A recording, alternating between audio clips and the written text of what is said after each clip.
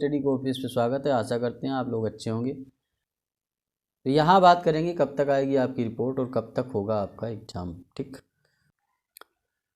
उससे पहले कुछ टीचर लोगों के बारे में बात कर लेते हैं जो ये बोल रहे हैं कि ये आपकी लड़ाई है, आपको खुद ही लड़नी है, इसमें हम कुछ नहीं कर सकते हैं। ठीक, तो ऐसे बहुत सारे टीचर आपको मिलेंगे यूट्यूब पे। तो इस तरीके के लोग भी हैं जो कोर्स बेचना होता है तो आप उनके लिए सगे वाले स्टूडेंट हो जाते हैं कि ये तो मेरा सगा वाला स्टूडेंट है, ये तो मेरा अपना फैमिली का मेंबर है। ठीक, लो 2-2,500 का कोर्स ले लो, जाओ तैयारी करो, वैकेंसी आ गई, पढ़ो लिखो, क्या दिक्कत, मैं आपका टीचर हूँ, आप मेरे स्टूडेंट हो। इस तरीके का मैटर होता है।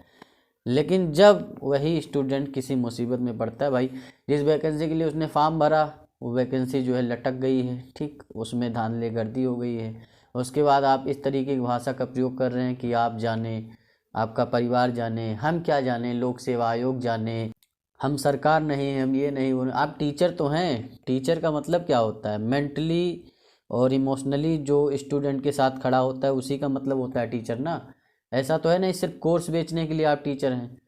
तो कोर्स भी अपने घर में बेचिए, तो उसे स्टूडेंट लोगों को क्यों थोपते हैं कि ये लो ये पढ़ लो। क्यों पढ़ेगा स्टूडेंट जब वैकेंसी आनी और इसी तरीके की धांधली गर्दी चलती रहेगी, ठीक, और आयोग का मनोबल बढ़ा रहेगा, तो कहाँ से वो स्टूडेंट तैयारी क्यों करेगा, ये आप बताइए। वो आपसे कोर्स ही क्यों लेगा जब उसका सिलेक्शन होना ही नहीं है, कोई मतलब ही नहीं उस चीज़ का। तो आखिर वो क्यों आपसे कोर्स ले, क्यों आपसे पढ़ाई करे, कोई मतलब नहीं, क्योंकि उसका सिलेक्शन तो होना नहीं। फाइनली सिलेक्शन लोक सेवा आयोग के ही विभाग वालों का होना है, उनके घर के लोगों का होना है। तो क्यों जो है वो फालतू में परेशान हो।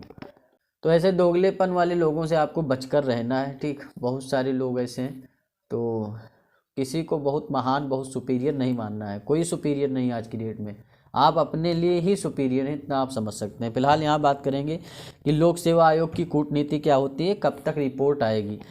तो रिपोर्ट का मामला यह है कि लोक सेवा आयोग के जो अधिकारी लोग हैं तो उन्होंने एक गठित समिति बनाई है, वो अब जांच करेगी। और उस गठित समिति में वही चोर लोग बैठे हुए हैं, ठीक, जिन्होंने पेपर लीक करवाया है। भाई 8/19 पे पेपर लीक हुआ, ठीक, उसमें विद डिटेल सब सारी चीज़ें लिखी थी। तो 1-2 घंटे उसे लिखने में भी लगा है, उसके आंसर लिखने में भी लगा है। ठीक, तो जाहिर सी बात है जब इतना टाइम लगा है, इतना प्रोसेस लगा है, तो 4-5 बजे के करीब जो है ये पेपर वायरल हुआ है। तो उस समय किसके अंडर में होते हैं सारी चीज़ें, अधिकारियों के अंडर में ही तो होती हैं।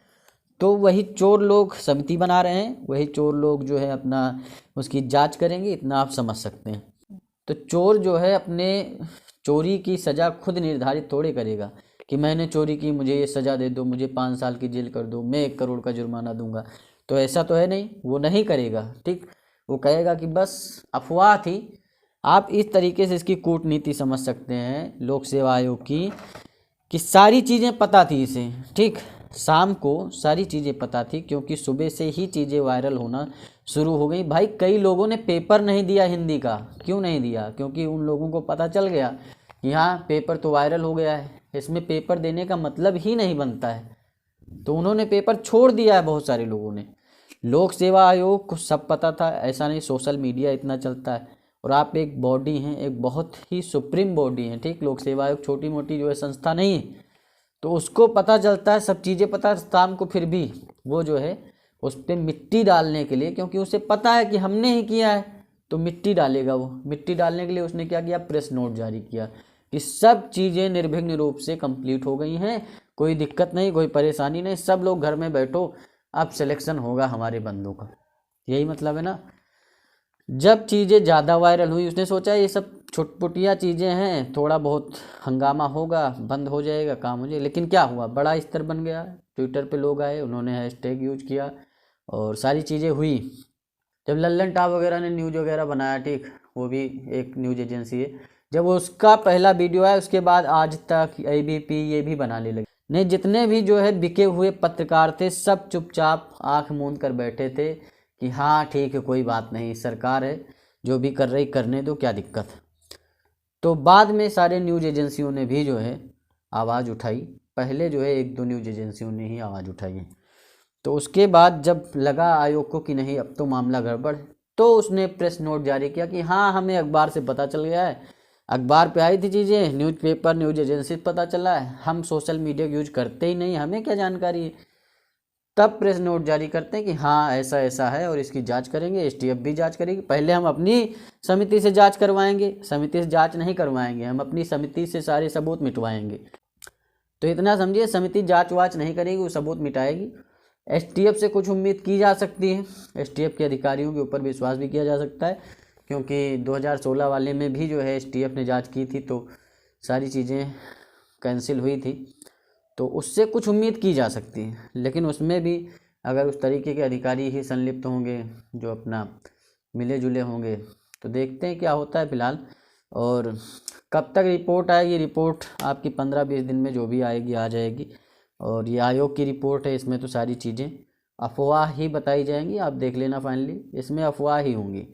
और एग्ज़ाम कब तक होगा, एग्ज़ाम जो है ये मान के चलिए कि अगर सारी चीज़ें निगेटिव वे में जाती हैं कि कोई कुछ भी नहीं होता, तो मेंस है जुलाई में, मेंस देना है और क्या, और उन्हीं लोगों को देना है जो उनके अपने हैं। तो मेंस का एग्ज़ाम है जुलाई में, और वही लघुए भगुए लोग जो हैं आपके एग्ज़ाम देंगे मेंस में, जो भी पैसे दे रखे हैं, जिनको पेपर मिला है, जिनको सुविधा मिली है। ठीक, अगर एसटीएफ सही से जांच करती है तो ये मान के चलिए चुनाव के बाद आपका प्री एग्ज़ाम होगा, इससे पहले नहीं होना, अप्रैल के बाद ही होगा, अप्रैल से पहले मुश्किल है। ठीक, अगर दोबारा एग्ज़ाम होता है, री एग्ज़ाम होता है, तो री एग्ज़ाम होना ही चाहिए। ठीक, लेकिन अब देखते हैं क्या होता है, क्योंकि आयोग की कूटनीति रही है। और ऐसा नहीं कि इस वैकेंसी में, अभी इसी वैकेंसी में अगर सारी चीज़ें वायरल ना होती, किसी भी जरिए से कोई जरिया था जिससे वायरल हो गई चीज़ें, इतनी बड़ी वैकेंसी थी तो इतने बड़े लेवल पे धांधलीगर्दी हो रही थी, तो अगर वायरल ना होती तो अंदर ही अंदर सब कुछ हो चुका था, ये समझिए बात। और ये चीज़ें आज से नहीं चल रही हैं, आज से चल रही हैं।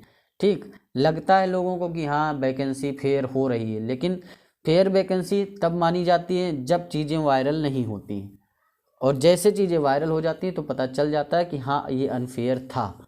तो यही वाला सिस्टम है। एपीएस का एग्ज़ाम हुआ, उसमें भी कहीं ना कहीं एक उचित स्तर पे सब चीज़ें हुई हैं, लेकिन जब चीज़ें वायरल नहीं होती हैं तो बस यही पता चलता है कि हाँ भाई वैकेंसी जो है बहुत फेयर हुई, बहुत बढ़िया सरकार, बहुत बढ़िया गवर्नमेंट है। और जब वायरल होने के बाद ये दशा है कि आयोग बोल रहा है निर्विघ्न रूप से कंप्लीट हो गई, सब चीज़ें उसे शाम को पता थी, उसके बाद जब इतना बवाला होता है तब जाके उसकी सांस डकार आती है कि हाँ चलो अच्छा बोल देते हैं 2 शब्द। ये सिस्टम है। और जो भी समिति बनाई गई, ना उसके अधिकारियों का आता पता, ना कुछ पता है, बस ये समिति गठित कर दी गई है और बस उसी में अपना खाना पूर्ति होगी, आराम से सब चाय वगैरह पी के बस रिपोर्ट बना के दे देंगे ये लोग, अफवाह थी, हो गया काम। लोक सेवा आयोग की बात नहीं कर रहा हूँ, सरकार की भी वही मंशा है। सरकार पूरा अपना हिटलर शाही वाला रूटीन फॉलो कर रही है कि हम सुनेंगे नहीं, ठीक, चाहे जितना तुम सुनाओ हमें सुनना नहीं, जो भी चीज़ें चल रही गतिविधि होने दो, हम मानेंगे ही नहीं कि अनफेयर हुआ है। उनका मतलब ये है कि हम मानेंगे ही नहीं, तुम चाहे जितना चिल्लाओ, क्योंकि हमें साफ दिखाना है, साफ होना नहीं है, साफ इमेज क्रिएट करनी है कि हम बहुत साफ हैं। एक होता है इंसान अंदर से साफ होता है तो वो गलत चीज़ों को बर्दाश्त करता है, गलत चीज़ों को सही करने की कोशिश करता है। एक होता है बाहर से दिखाता है कि मैं बहुत सही इंसान हूँ, वो अपना इमेज क्रिएट करता है। तो वही सरकार कर रही है, सरकार इमेज अपनी क्रिएट कर रही कि अब इसमें क्या होगा, दोबारा होगा एग्ज़ाम तो दिक्कत हो जाएगी, तो सरकार भी अपनी इमेज क्रिएशन में लगी हुई है। हाँ, अब ये है कि जो है चुनाव वगैरह है तो थोड़ा प्रेशर है बेचारों के ऊपर। अगर चुनाव ना होता तो ये वैकेंसी में ये भी नहीं होता। इतना जो हुआ है प्रेस नोट वगैरह आपके लोक सेवा आयोग ने निकाल दिया, वो सब चुनाव की वजह से हुआ है। अगर चुनाव ना होता तो ये भी प्रेस नोट भी जारी ना करते। ठीक, तो ये आप समझ सकते हैं, इस तरीके का सिस्टम है पूरा। तो अब देखते हैं क्या होगा, एसटीएफ के ऊपर है। और फिलहाल ट्विटर पे आप लोग एक्टिव रहिए, ठीक, इधर उधर एक्टिव रहने से कोई मतलब नहीं है कि आप जो है फेसबुक और व्हाट्सएप इस सब से कोई मतलब नहीं है, आपको इंस्टाग्राम रील देखने से मतलब नहीं है। आप जो है सिर्फ ट्विटर पे एक्टिव रहिए, हैशटैग जो चल रहे हैं उनका सपोर्ट करिए, बस उनका सपोर्ट करेंगे तभी कुछ काम हो सकता है। ठीक, अगर उनका सपोर्ट नहीं करते आप ढीले पड़ जाएंगे तो फिर ढीले पड़ जाएंगे, इतना आप समझिए बस। तो ट्विटर नहीं डाउनलोड किया है, ठीक, तो कर लीजिए। तो ये सारी चीज़ें हैं। और यूपी पीसीएस के लिए जो भी मटेरियल चाहिए वो प्रोवाइड करवा दिया जाएगा, टेलीग्राम ज्वाइन कर लीजिए। और SC RO के लिए भी सारी चीज़ें उपलब्ध करा दी जाएंगी। तो सारी इन्फॉर्मेशन आपको यहाँ पर मिलती रहेगी। चैनल को सब्सक्राइब करिए, वीडियो को लाइक करिए, शेयर करिए। मिलते हैं नेक्स्ट वीडियो में। धन्यवाद, थैंक यू, शुक्रिया।